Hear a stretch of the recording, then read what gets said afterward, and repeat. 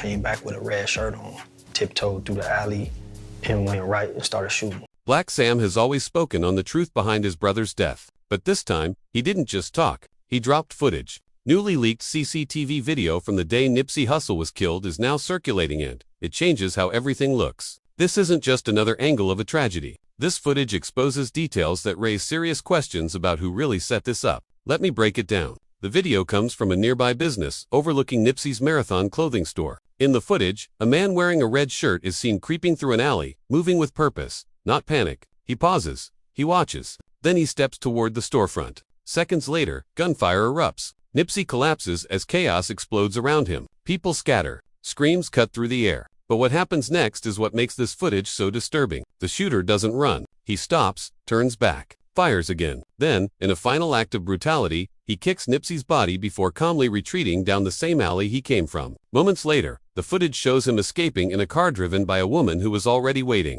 That detail matters. For Blacc Sam and the Askedam family, this footage isn't just evidence. It's a painful reminder that Nipsey was left exposed in a moment when he never should have been. Because anyone who understands how real power moves knows this. You don't pull up solo when you're Nipsey Hussle. Not with that influence. Not with that money. Not with that level of respect. Security isn't optional. It's standard. And the fact that Nipsey was vulnerable that day is the part that hurts the most. Because the Askedam family knew better than anyone how the streets really work. Which is why this footage doesn't just reopen wounds, it reopens questions nobody wants to answer.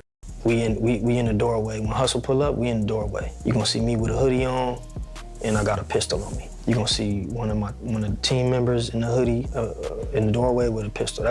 That's real hood discipline. That's how you move when you understand jealousy and envy can turn deadly in seconds. Sam and his crew didn't move sloppy. They moved like a unit. Armed security posted at the doors. Eyes locked on the perimeter. Every angle covered. Always ready for whatever might pop off. That was the standard. And that's what makes the twist so heartbreaking. Because on one day, just one, everything slipped. One moment where protocol broke. One gap where protection wasn't locked in. And that's when Eric Holder made his move. Not during chaos. Not during a rush. But in the quiet, when the guard was down. And that single lapse cost Nipsey Hussle his life. Sunday, it was busy in there. Why in there didn't follow the protocol? I wasn't there. Why they didn't follow it? Maybe they was around helping the customer, doing some customer service. This is what I'm thinking, trying to, transition into some legitimate selling clothes.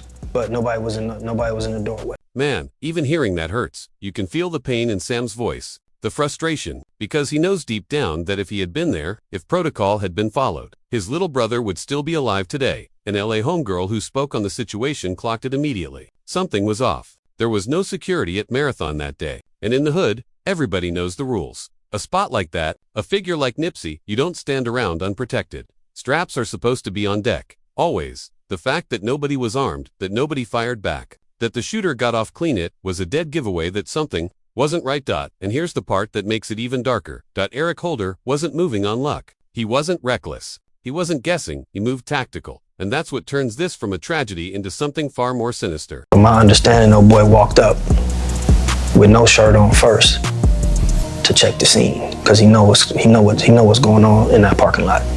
And I had a conversation, probably seen nobody was in the doorways, checked Hussle had on shorts, checked everybody else. Y'all catching this? Before the shooting ever happened, this dude came through once already. No shirt on an end, that wasn't random. That was a test run, a scouting mission. He was checking the layout, looking for security, scanning for armed guards, measuring the threat level, and when he saw the doorways empty, when he realized the usual protocol wasn't in place, that's when it clicked for him. He knew he had a window. This wasn't heat of this wasn't emotion. This wasn't some spontaneous crash out. This was planning straight up tactical movement. Street soldier behavior. Holder was moving like someone with information, like he understood how their security normally worked, like he knew exactly what he was looking for, and exactly what he wasn't seeing.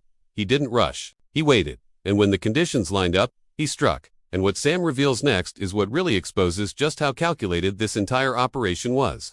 Left. They say came back with a red shirt on, tiptoed through the alley, and went right and started shooting. Now, if you're from the hood, if you understand gang politics and street codes, you already know this. The red shirt wasn't random. Colors matter. Signals matter. And every move sends a message. Wearing red in that space wasn't about fashion. It was intentional. It was calculated. A choice meant to communicate something to the people watching. and to the people who understood exactly what it represented. In the streets, nothing like that is accidental. When someone moves that bold, that exposed, it's because they're either fearless or they know something the rest of the room doesn't. And that detail alone raises even more questions about how much planning went into what happened next. Number one, there's no red shirts in the hood. You can't buy no red shirt. No liquor store sell no red. That's real street knowledge right there. In Crip territory, red isn't just rare, it's intentional. You don't casually find red clothing in those neighborhoods, and everybody knows exactly why. Colors carry weight. They tell stories before a word is spoken. So the fact that Holder showed up wearing red wasn't accidental. It was deliberate, psychological warfare. That choice was meant to shape the narrative, to make people assume this was gang retaliation, to point eyes in the wrong direction, to muddy the waters before anyone even started asking real questions. Because when something looks like gang business, people stop digging. And that's what makes the move so calculated. It wasn't just about the act itself, but about controlling how the world would interpret it afterward. Number two, when it come through the alley with a red shirt, that's the throw-off. Or the Bloods did it, or the Inglewood families did it, or the BPS, that's the throw-off, red shirt. This is next-level manipulation. Straight psychological ops. Whoever was behind this understood street politics well enough to know that a red shirt would instantly frame the story as gang violence, not an assassination. It was misdirection, carefully designed to confuse witnesses, steer public perception, and throw investigators off the real trail before the dust even settled. And Sam is right about one thing above all else. This wasn't spontaneous. This wasn't rage. This wasn't a random act of violence. This was a planned operation, one that capitalized on a security breakdown that may not have been as accidental as it first appeared. And that's the real tragedy in all of this. Sam wasn't there. The big brother, the protector, the one who always made sure Nipsey was covered. For the first time, when his little brother needed him most, he wasn't there, and that single absence changed everything forever. We had spots in the hood, so one of the spots we had little weed spots, 24-hour spot. And I think it was my boy who usually do one of the shifts. I had to cover one of the shifts. And so I think I was in it all. Sam was handling business, keeping the operation running, making sure every moving part of their world stayed in sync. This wasn't negligence. This was an older brother doing what leaders do, covering ground, managing responsibilities, protecting the bigger picture. But the streets don't reward good intentions. Sometimes, even being in the right place doing the right thing still ends in tragedy. Without Sam's presence, the team at Marathon got comfortable. They started operating more like a standard retail store, focused on customers, legitimacy, and growth. In most environments, that's called progress, maturity. But not here. Not with that level of visibility. Not with that kind of success. And not with the enemies that success always attracts. Letting their guard down, even briefly, proved fatal. And that's where the questions get unsettling. Did someone know in advance that security would be light that day? Was Sam's absence truly a coincidence? Did someone make sure the usual protocols wouldn't be followed? These aren't wild conspiracy theories. They're logical questions, questions that naturally arise when you look at how cleanly every layer of protection failed at the exact wrong moment. Truth from the trenches. This is real street proof right here. Cowboy, Nippy's security, his enforcer, his muscle was right there the whole time. If even a hint of disrespect had come up, if the conversation had turned heated, Cowboy would have stepped in immediately. The fact that he didn't, that Holder's girl even took a picture with Nippy, and that they all shook hands at the end, shows this was a completely peaceful interaction. So even, like I said, you gotta realize, okay, Nip is a celebrity, so we out there, people taking pictures. Yeah. So you walk up, let me get a selfie, people taking pictures, signing. So basically when Eric get out, and they talk, the split second that they had, it was a brief conversation. So it wasn't a 10, 20, 30 minute. See, this is the real context that's been missing from all the sensationalized reporting. Nipsey was in his element, exactly where he always was, showing love to the community, taking pictures, signing autographs, chopping it up with people from the neighborhood, being the people's champion. There was no tension in the air, no argument, No standoff. This wasn't a hostile moment. This was Nipsey being Nipsey, radiating the same positive energy that made him respected and loved in the first place. So when Eric Holder walked up, it didn't register as a threat. It wasn't framed as enemies squaring off. It was treated like what it appeared to be on the surface. Old associates you ain't seen your partner in a while. You ain't seen your associate. Y'all grew up together. Yeah, you ain't seen your friend in a while. He push up on you. Hey, and Nip say, it's some floating around, take care. This is real hood energy right here, the kind that outsiders never fully understand. It's how the older, more established dudes look out for the younger ones. Not through disrespect, not through confrontation, but through guidance, quiet warnings, pull-aside conversations meant to keep somebody from walking into something they can't handle. That's what this was. It wasn't ego. It wasn't beef. It wasn't hostility. It was community. One successful brother trying to put another brother on game. On a homie tip, like, hey bro, like, look, I got some paperwork. You need to take care of it. You know what I'm talking about?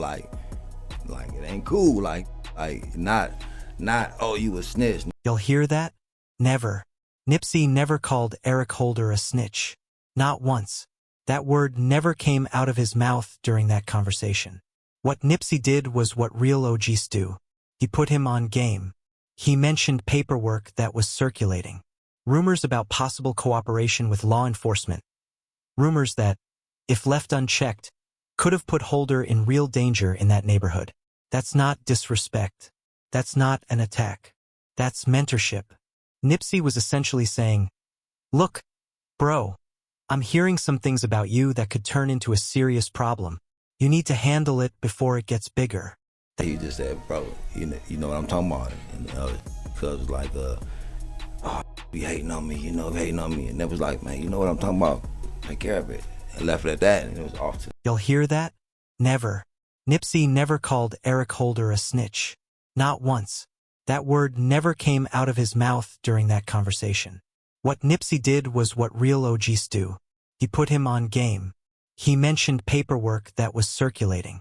Rumors about possible cooperation with law enforcement. Rumors that, if left unchecked, could have put Holder in real danger in that neighborhood. That's not disrespect. It was never nothing heated. If it had been anything somewhat heated, I would have snatched cuz up. Yeah. You know what I mean? If Nip would have had anything heated, you know what I mean? It was a quick pull to the side, like, hey bro, take care of that business. Feel me? Nothing confrontational whatsoever. The conversation was short, calm, and respectful. Nippy didn't throw threats, and Holder didn't either. There was no drama, no disrespect, just real talk. Holder mentioned something about haters, and Nippy's response was simple, handle your business. That was the end of it. Understanding the tone and energy of this moment is key. I mean, nothing whatsoever. He even said, got some paperwork, I ain't seen it, but you need to take care of it. Basically giving him a lookout, like looking out for him. This is the part that makes Eric Holder's reaction so baffling and tragic. Nippy wasn't attacking him, wasn't disrespecting him, and wasn't trying to embarrass him in front of anyone. He was looking out for him, trying to protect him from a situation that could have turned deadly in their neighborhood. If anything, Nippy was being the bigger man, the wiser voice, the community leader, guiding someone through a dangerous situation. This is what real leadership in the hood looks like. Not flexing power or trying to humiliate people, but quietly pulling someone aside and giving them knowledge that could save their life. Even the female companion, Breanita Nicholson, confirms Cowboy's account and adds chilling insight into Holder's mindset, showing just how twisted his approach really was. Because I guess the way he was just like, cuz, have you ever snitched on somebody, cuz this, cuz that. That's what Nipsey was saying? That's what Eric was saying. Nipsey wasn't like saying nothing. He was just like, nah, nah, like that. Hold up, check this. According to the only female witness, it wasn't even Nippy who brought up snitching. It was Eric Holder. He was the one acting paranoid, tossing out accusations, trying to stir something up. Nippy's response? Simple, nah, we ain't even on that type of time. Me, it sounded like, kind of like he was trying to be a little messy. Oh. You know, like I wasn't kind of like getting into it, but you know, because I'm not the messy type. I'm just like kind of like listening, but I'm just like, okay, like what is he talking about? Like to myself though. So we got Eric Holder being messy, trying to start drama, bringing up things that didn't need to be discussed, while Nipsey is trying to keep things calm and respectful. Even Holder's own girl could see that he was being extra, trying to create problems where none existed. Cowboy has been fighting to correct this narrative for years, and his frustration is understandable. I mean, what do I gain? Why, if Nip did call him a snitch, say, oh yeah, he's a snitch. Okay, I would say that. That still don't justify what he did. I still gonna smash for what's right and what's wrong, okay? I would say, yeah, Nip did do that. But no, he didn't, you know what I mean? So there's no need for me to, why would I hide that piece of This is some real talk from a real dude. Cowboy is making it clear that even if Nippy had called Holder a snitch, it wouldn't justify murder. But more importantly, he's emphasizing that he has no reason to lie about what happened. If Nippy had been disrespectful, if he had been the aggressor, Cowboy would admit it. The fact that he's insisting that Nippy was respectful and was actually looking out. Nip never disrespected that man.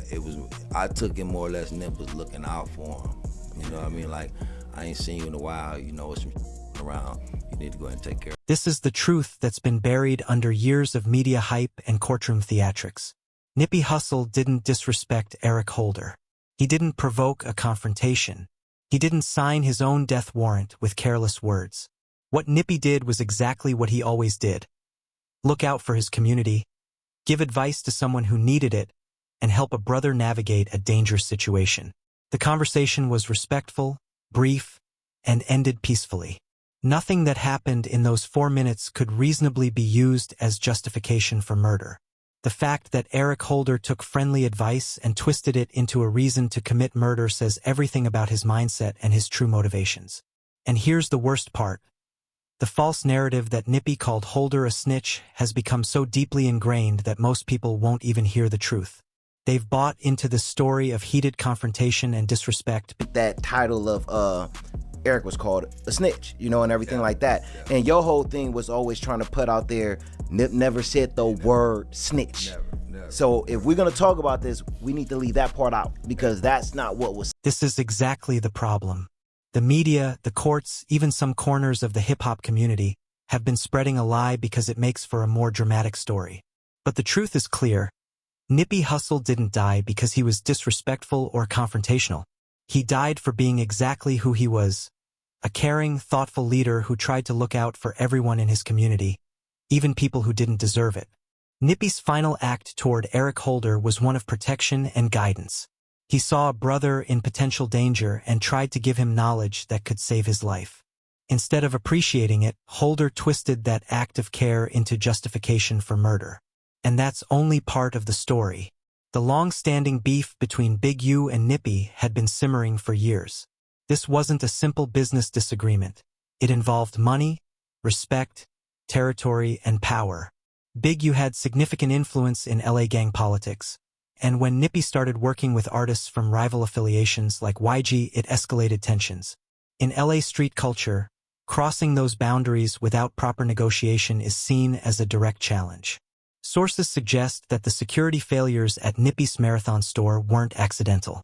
The theory is that Big U could have ensured key security personnel were absent, leaving Nippy vulnerable when Holder struck. This wasn't luck. It required inside knowledge, timing, and careful coordination. Every real person in LA could immediately recognize how unusual this was. The situation turns even darker. Reports indicate that after Holder committed the murder, his own family was killed within hours, his mother, grandmother, and other relatives. From a street logic perspective, this doesn't make sense if Holder was a pawn. Normally, you protect your assets, not eliminate them.